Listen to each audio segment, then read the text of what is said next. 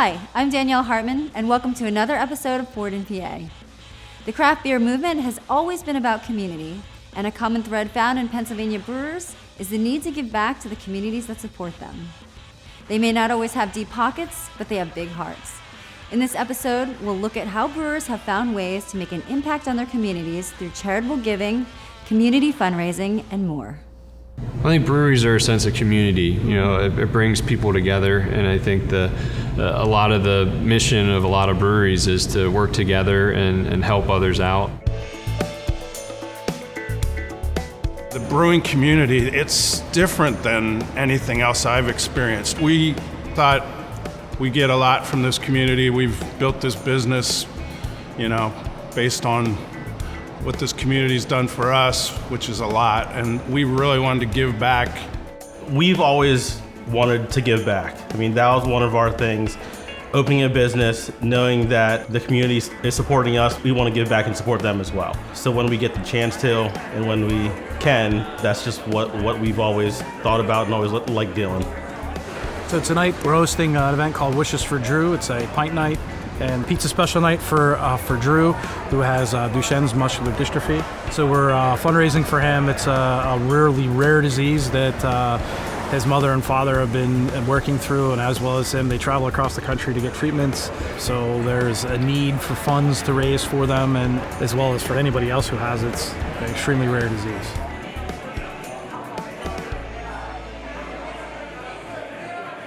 Duchenne muscular dystrophy is a 100% fatal muscle wasting condition.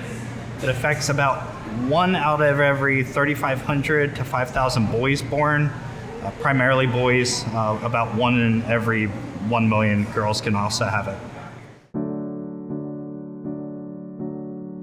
It was quite a blow to us as a family. We're just a small, private, quiet little family. We hang out together everywhere, do everything together, very close-knit.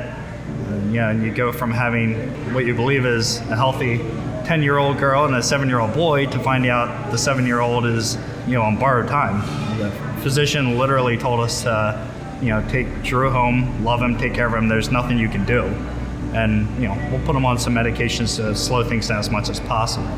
So it really hit our family hard, but we knew from the very beginning that we weren't a family who's going to roll over and take it. We have a lot to fight for. He has a lot to fight for. He's got a lot of fight in him and a good spirit. So he makes it easy for us to do what we have to do for him. And that's kind of how Wishes for Drew started. There wasn't a lot of treatment options out there that we were happy with. So we did some research, came across some very interesting, novel therapeutics to use. They've been shown to work pretty well for several children. But unfortunately, they're all not covered by insurance. So we made the decision as a family, got Drew's input, as we do with everything that involves him, and we decided to go forward with the treatment. But of course, these treatments, cost about $8,000 every 2 to 3 months, and that's not money that we had out of pocket. So we came up with the organization Wishes for Drew, and we're just trying to raise enough money to pay for Drew's treatments. That was our whole goal. Now that's kind of grown, and now we actually have the opportunity to help a lot of other families from both within the United States and from outside the United States who are flying in for treatment. We're going to be releasing all the data on that project. Everything's going to be very transparent so that other people can make up their mind for their children. But it's very costly for the families. So our whole goal is keep raising money, put it into the research, put it into the treatment for these boys. So that's our whole goal right now as Wishes for Drew.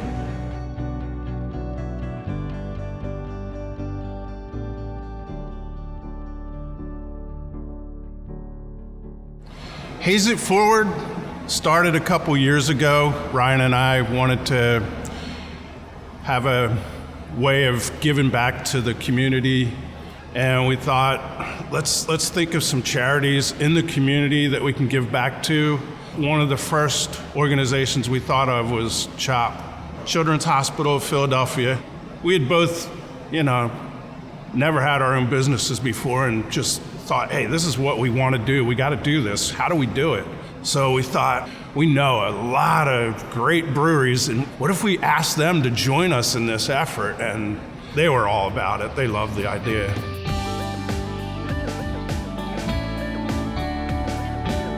We've had customers mention to us that they appreciate what we're doing. We've had people reach out to us and say, yes, I'm definitely coming. This is a great idea. Thank you so much for doing it. And they all mentioned that, yes, I know someone who's been helped by the Children's Hospital. I know someone that's been at, or we've had some say, I was at, and this is, it just makes me feel so good. Mechanicsburg's our hometown, so we're super passionate about employing people from the local area and giving back to the local area as much as possible. So we established the Flight for a Cause program, where $1 from every flight will go to a local charitable organization, and each month we pick a different one. Our very first month that we were open was the month of May, and those funds went to the Mechanicsburg Volunteer Fire Department. They're 100% volunteer. They're literally putting their lives on the line for the local community, so we wanted to give back to them. But there's a lot of local charities that we have lined up. I know the Wolf Sanctuary is one that we've adopted wolves, and that's, since we're Wolf Brewing Co., we thought that was a good one. Humane Society we have coming up. Meals on Wheels, stuff like that. Food banks, trying to give back as much as we can. Our charity tap program usually fills up within 15 minutes of us starting to field it, which we usually do like the second week of December. But if you get a hold of us throughout the year, we just start writing those down for next year. Yep. So as long as they're local, as long as it's something legitimate where the money is going towards a good cause, we almost always say yes to that. So we started doing these pop-up events at my family clothing store, like around the holidays. And then I think our first fundraiser was at the library, and that was so fun. It was all about raising money for the library. We couldn't sell our beer, but we were happy to give it away and get feedback from people. And I feel like that helped grow our customer base too. They knew about us, they knew our story, they knew we wanted to help Clarion. So the Love Handle Tap was kind of a spin off of those events. The one we have this weekend, he's a young dad, 3 kids, fighting cancer, and the whole town is coming together to support him.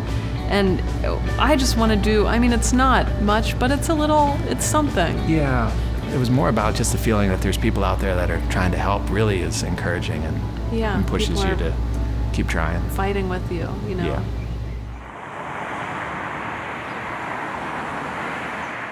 Previously, our artist got diagnosed with stage 4 cancer, which was shocking to everyone because he's 35 years old. So we did some fundraisers for him, and my goal, we were just trying to meet his deductible. We were thinking he's gonna lose work, if he didn't have to worry about his health bill, that's be huge, which was like $5,000 or something like that. I was thinking going into it that we would struggle to raise $2,000 or $3,000. We ended up raising over 18. So we had a huge community outpour for that. We raised $4,000 here the day of. We raised about $2,000 at our Hershey location, and the rest was all raised on the GoFundMe. So that was amazing. But we do charities all the time. I love doing dog charities. That's my thing. And we do several of those every year. We made dog beers before, and we'll put dogs' pictures, and we'll try to get those dogs rescued, which we normally do, and we'll put them on the can. But if anybody in the community ever wants to reach out to do anything charity-wise, I'm all ears. We can make a beer for it, or create awareness, or whatever you want to do. August of 2013, I was really trying to figure out how Round Guys could expand what we were doing. Happened to have a woman came in and asked me if I could support her beer fest, if I could do a fundraiser for her. And what she didn't know is we just had a meeting where we decided we needed to be involved in everything. So she came in and she said, would you support the beer fest? I said, absolutely. Helped her plan it, everything like that. And that was really kind of the start of us getting involved with other community groups. Interesting postscript, I wound up marrying her, but that wasn't for many, many years later. So we try to find partnerships where we know we're gonna get support, we know there's a mutual respect. We don't do the ones where people say, why don't you just come on out and get exposure? We've been around for 10 years, we don't need exposure. We're looking to develop long-term partnerships where they're gonna do fundraisers here, or we're gonna be part of an annual event.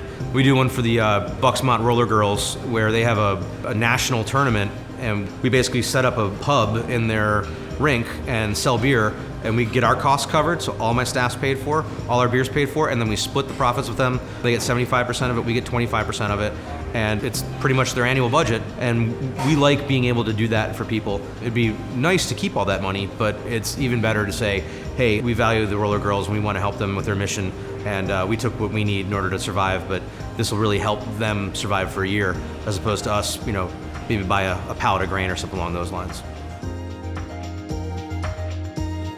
So we've done a lot of different things for fundraising. One of our favorite things to do is pint nights and start contacting our local breweries to see if they'd be willing to work with us for some fundraising events. And the response was overwhelming supportive. I don't think I've reached out to one brewery yet who said, no, we're not going to help you. We're big proponents of small businesses and our local businesses, and that's where so much of our support, financially, emotionally, everything, comes from. And we're trying to do things in conjunction with our local businesses that are mutually beneficial. So our pint nights are typically, the brewery lets us come in. Sometimes there's live music, sometimes there's special menu items for Drew. Named in his honor, we've had a beer named for Drew. But we just basically come in, we set up a small table, we talk to people, educate them a little bit about what's going on. We like it because we're able to introduce a lot of our followers, our family members, our friends who might not know of some of these local places. So we're able to really introduce them to the brewery and brewery individuals to what we're doing. So it's just a good blend of education and just having a good time.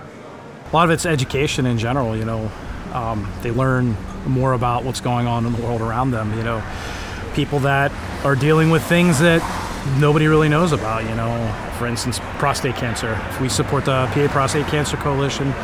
We have probably 15 Mug Club members that have had prostate cancer or in the process of dealing with it. And so, these are our friends, people that, we're acquaintances with and don't know about it until that happened. And we learn a lot about, them from that, and others within the community learn a little bit about it as well. There's been so many cross promotions, and then also we've had customers here tell us that we've never heard of that organization before, and now they're looking to support them as well because of what we have up and what we're showing, and then obviously the other way around as well. I mean, especially on social media, posting about it, a lot of people have come in just to get a beer flight. Today they may only like a certain beer and we only have one on tap. They'll get the flight just because they want to donate to that cause for that month. And we'll start promoting more and more, so we'll bring people in for certain charities that are near and dear to people's hearts. It's a big thing that we want to give back, and we want the community to come in and actually buy a flight and give back themselves, because without them, it wouldn't be possible. I don't know what it is about beer specifically, but I think beer tends to draw good people. Yeah. We've done events for specifically ones that have done really well, or a couple kids that were sick in our area that needed some help with healthcare, and the turnout is always great. Yep. Sam and I don't tend to hang out in the tap room very much in the evenings anymore. We both have young families, so really the events are the only times we hang out in the evenings, and just the feeling in this place when these events take place is just amazing. Yep. Why is that important to you guys? What, charity? Yeah. Charity's good for everything. Honestly, it's good for the community. If I'm donating money and raising money, it's still even helping me too. Like, I can't even say that it isn't helping me. Like, it helps everything. I'm helping the person that needs help, creating awareness for a cause, and it brings people to my restaurant. It doesn't feel like we're the ones giving the money. I don't get that feeling from it. I feel like the people here are spending 20% extra to give the money, so that way our Friday night is the same, if not maybe better, and in return they get to feel good about donating to a really good cause. I don't know why other people do it. I know why we do it. We do it because we wouldn't be here without our regulars and our fans. And the craft beer community is one that's founded upon bringing locally made beer to the customers that are used to drinking something different. Where the larger breweries, the macro breweries, are about trying to get as many cases and SKUs and things into retail locations for people to take home. We try to give people a reason to come on out and come together as a community. We want to give back because they're giving us something. They're giving us money. They're giving us fun, and they're giving us good times and memories. And I don't know many brewers my size or even a little bigger that are rich, buying boats, buying big houses, but they're happy. They have people that they've made friends and people they respect, and that's really reflective on why brewers are so generous towards their communities. A lot of us are just average everyday Joes. We come from the same community that, we have family, friends, everybody that's, dealing with something or has some organization or something like that. For me, there's more to life than just making money and, basically punching the clock. I don't want to do that with this. This is not what we're about. We're more than just putting beer out through the taps. We want to be more involved, and so these events are a perfect opportunity for that. My favorite places are the breweries. I've been a fan of all the local breweries as they pop up, and the people involved in breweries just tend to be very people. They care about their community. They always try to give back. They're always involved in their community. And that's what drew me to breweries in the first place anyways. You can go and get a beer anywhere, but when you can go to a brewery and get something that's crafted with care and with people who are passionate about sharing with other people and making other people happy, we knew we were on to the right group of people to help support us. And the support's been overwhelming. It's really been nothing but positive. You don't get into this business. The money is not the drive. And if it is, I want to talk to you. It's like, that's not the reason. It's about people, it's about your town. Why a lot of breweries do it is because they brew the beer, they see people enjoy it. So I think that's why breweries are so involved in fundraising efforts. I think they're just so connected, entwined in that community. Yeah. It's been great to come back to where we grew up and give back to the community that raised us. We actually used to run around in this cornfield where we built the building and drove by this on the middle school bus together. We knew each other. We weren't really friends quite yet, but it's wild that it came back that full circle. Yeah. To me, it's the best part of this whole thing that we've built here. We built a brewery. We make great beer. We have excellent customers. And to be able to give back to that community, and it's heartwarming. It just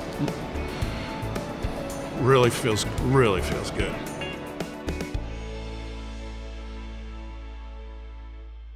Thanks for watching, and if you would like to learn more, visit each of the breweries featured in today's episode. Until next time. Cheers.